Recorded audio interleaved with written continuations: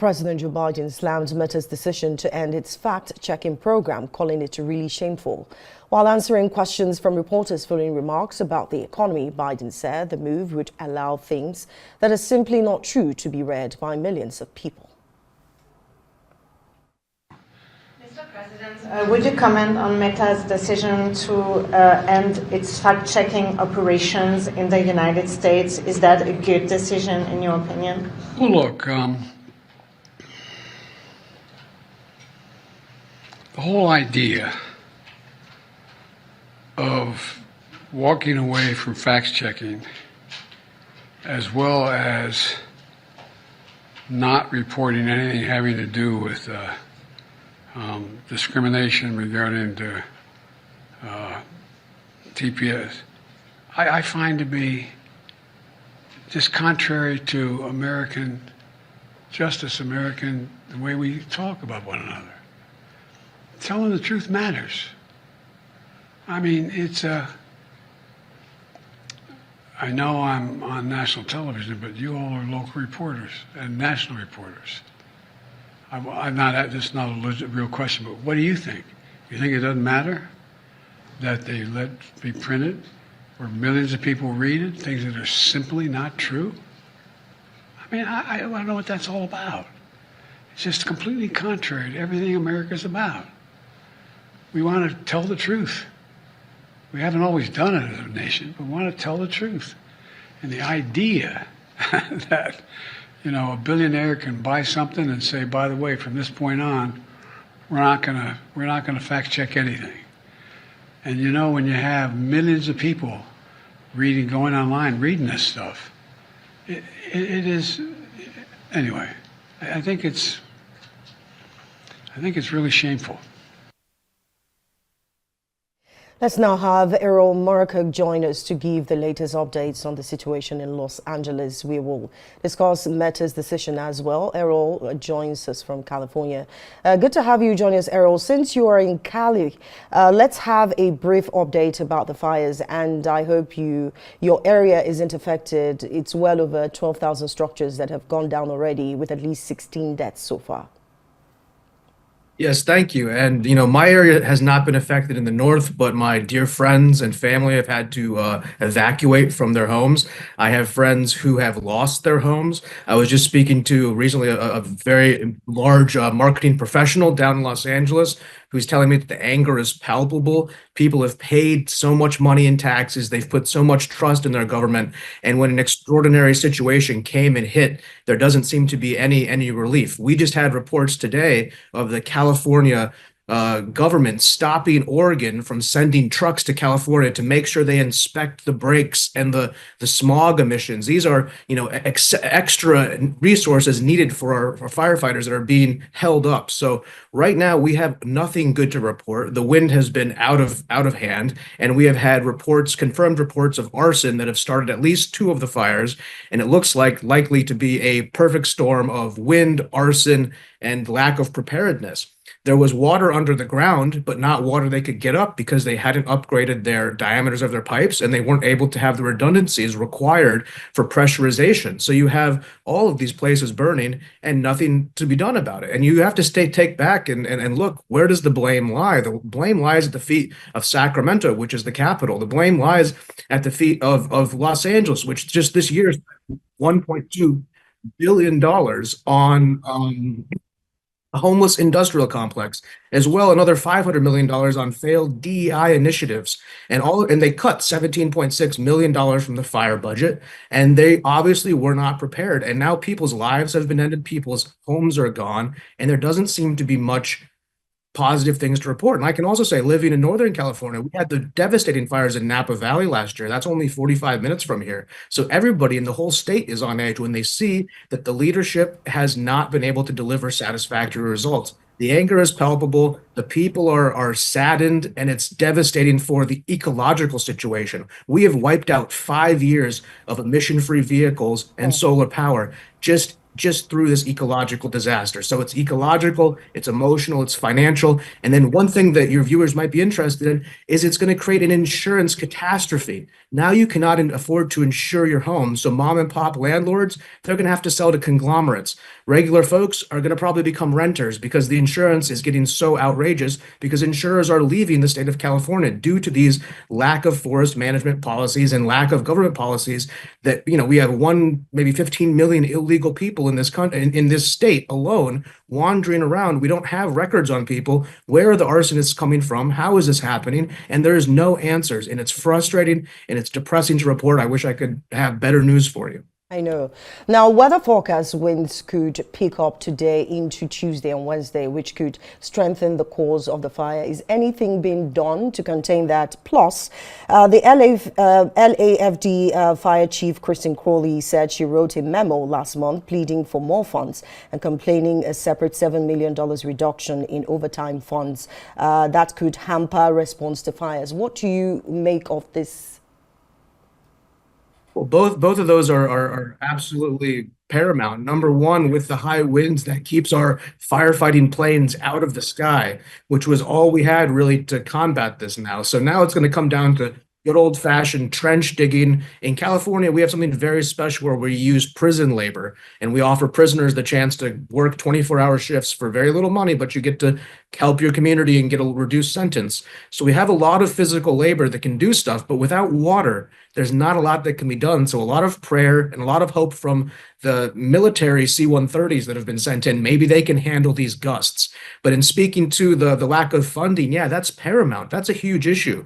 And they were cutting funding as well as they were sending about over $1 million of brand new equipment to Ukraine, which that's all well and good. But when we started our firefighters using leather satchels to throw water over a wall, and when we wonder where's the equipment, it has to be pointed out that this is mismanagement all the way through. It's corruption all the way through, from the water commissioner all the way to the, I would say very unqualified fire chief who definitely has not been able to protect the citizens. So as far as what today holds, I think a lot of hope and prayer, because winds will determine this, and falling power lines especially are cutting off communications. So it's going to come down to real old-fashioned firefighting work, gumption, elbow grease, and maybe we can just get lucky and get through it. But right now, it doesn't look very positive. And the international, let's say, risk prediction markets do not look very favorable for today or the rest of the week. Right. Now, let's hope, according to your statement, that the arson that you mentioned, investigation ongoing, would get those culpable. Hopefully, the fires begin to also reduce as efforts continue. Now, let's move to Meta, which is a huge conversation for Americans, I'm sure. What's your assessment of Meta's decision to move fact-checking from its platforms? Isn't that dangerous, considering the issues of fake news that could become a norm and exposure to very dangerous materials, as CEO Mark Zuckerberg rightly stated recently? Well, it's a two-pronged answer, because on one hand, you have to realize that Meta, along with Google and a lot of these other big tech giants, are terrified, horrified of the potential trust-busting elements that are going to come with the Trump administration. You've noticed all of them have donated $1 million to the Trump inauguration campaign. The thing is, they can't really buy their way back in the good graces. Also, Meta has probably, unofficially violated the First Amendment for a lot of people. We have absolute freedom of speech. Hate speech, in fact, is protected by the Supreme Court. It was a very special trial in the 70s where Jewish lawyers went to argue for the Ku Klux Klan to be able to march, because free speech trumps everything else. And if you lose free speech, you lose everything. So I'm not concerned about taking away the fact checkers. Keep in mind, there was 50,000 people employed to be fact checkers on Meta. Who's fact checking the fact checkers? What Elon Musk has done on X with community notes is actually quite good, and it's very robust. And it's something that people like. And people don't like censorship, and people don't feel that it's the government's right to tell them what to do. And if they're teenagers, or let's say younger than teenagers, because teenagers have a lot of leeway, are looking at inappropriate material, the onus is on the parents. Bad parenting is allowing your child to have unfettered access to everything on the internet. There are parental controls in these apps for underage users. And yes, there will be the misbehaving children that always get around the rules, but that's never been a new thing. So the idea that we could abrogate our own constitutional First Amendment just to say, oh, God forbid somebody sees an offensive post or there's been a mistaken article. Well, the great thing about community notes is that those can be flagged. And honestly, there isn't anything wrong with offensive posts. People who do those kind of things are going to slowly see their engagement decrease because people don't like to see racism. They don't like to see hate speech, but it's not illegal. And I think that's what Mark Zuckerberg is realizing. He's realizing he cast his lot in with the Biden regime, especially in 2020. He did a lot of blocking of things, such as the Hunter Biden laptop, or you can go back in time when the newspapers told us all there was weapons of mass destructions. These were lies. These were fake news. And the lack of open, decentralized communication was the reason why we all believed those lies. So inside of real discourse, there's truth and lies, and it's incumbent upon the people. And I believe the American people are sophisticated people. I don't think you need to have a PhD to be a sophisticated consumer of information. So I think from our perspective in the Republican Party, we're excited to see this. It's the right direction, and it's something that I hope that other tech CEOs emulate, because there is going to be very serious antitrust laws coming, as President Trump is much more like President Roosevelt than anybody can imagine. And I think Mark Zuckerberg sees the writing on the wall, and he's trying to get on his good side. Whether or not that pays off for him, we will see. But there's two sides to it. Zuckerberg's running scared because he knows he did something wrong in the eyes of the rest of the American people. The way you put this, don't you think that right after Trump, let's say hypothetically speaking, if you get a Democrat coming, don't you think that Mark Zuckerberg is also playing politics? Trump might need some regulation on these platforms in the future. You know, people can be disastrous sometimes. People could use the platform to fight his administration. We know how powerful social media can be. Yes, I mean, but the fact that there would be pushback against his administration, or Trump would have an issue with what's said on Facebook isn't as important as the First Amendment. Just as the discussion with TikTok about how we want to keep out this foreign influence. Well, the fact of the matter is that is, again, a First Amendment situation. So I don't think that Donald Trump, I do agree with you 100% that Zuckerberg is playing politics, and he'll go whichever way the wind is sailing. But right now, because Trump has the majority in the Congress, especially in the Senate, and with the popular vote, I think now the age of free speech is back in America. And yes, you have to break a few eggs to make an omelet, but there's nothing worse than living in a country without free speech, especially to an American. That is our most important belief. The Second Amendment is the right to bear arms, weapons, and that is to defend the First Amendment. So I think that we've gone back to the constitutional republic that we believe in. When you look at Trump's Supreme Court choices, the three he chose are all constitutional picks. And I think that's the direction the country is going. That's what the people want. And even if it blows back on us and the free speech comes and makes us look bad and we end up losing the next election, I say good, because I would rather lose an election in a free country than win an election in a rigged country. I like the way you put it. Let's bring the teenagers in. You've talked about parental guide and all of that. Sometimes you're not with these children when these things get to happen. They get exposed, and you know how very inquisitive teenagers can be. U.S. have recorded some high rates of suicide as a result of exposure to very sensitive content. Aren't you concerned as a Republican spokesman about that? I am concerned. And on a personal note, when I was in the fifth grade was when the first sort of file sharing came online. I watched the first ever beheading of Daniel Pearl, the American journalist, when I was in the fifth grade, sixth grade. So the idea that the American children are all of a sudden being exposed to these horrific things on the internet, it's not that this is the first time. It's the first time that it's become a debate around free speech. So yes, we need to have protections for our teenagers. Yes, we need to have parental controls. The big thing is that a lot of American politicians have pointed out, potentially rightly, I don't have the internal data from TikTok, that TikTok shows different countries different things. So in China, they show positive messages, astronauts and physicists and academic things. And in America, they show gang fights and drug use and high stress things that cause tension and cause this sort of feeling left out and cyberbullying. And those are things that the tech companies need to ameliorate. And if they don't, perhaps what needs to happen is they need to be held liable for that, and we can remove some of the protections that they have if their content isn't being fixed. So I think it's something we need to work with, because we cannot give up our First Amendment just to try to defend a few people's very negative experience. I mean, Thomas Jefferson famously said, if you give up liberty for security, you deserve neither. And it's a very tough situation. So I hear you and I agree with you, and those things need to be looked at. But monitoring children is not the same thing as banning or eliminating the entire app. And I think President Trump, he's a grandfather to five, a father to five, and a grandfather to 10. JD Vance has 3 young children. These are family people. These are people who, definitely have this concern. So I think that they will be a robust response, and there will be a way to find a deal. Trump's a deal maker. We don't want to ban free speech. We want to make sure that negative, harmful, potentially violent or sexual content isn't permeating anybody under the age of 18. But if you're over the age of 18, then you take the incumbent risk upon yourself for entering the public forum. And if you don't like what you see, well, we're sorry to say that that's the way the world works here. And it's better than the alternative where the state decides what you can and cannot see, because that only ever leads to tyranny. All right. Thank you so much, Errol Morkoc. He is a Republican spokesman.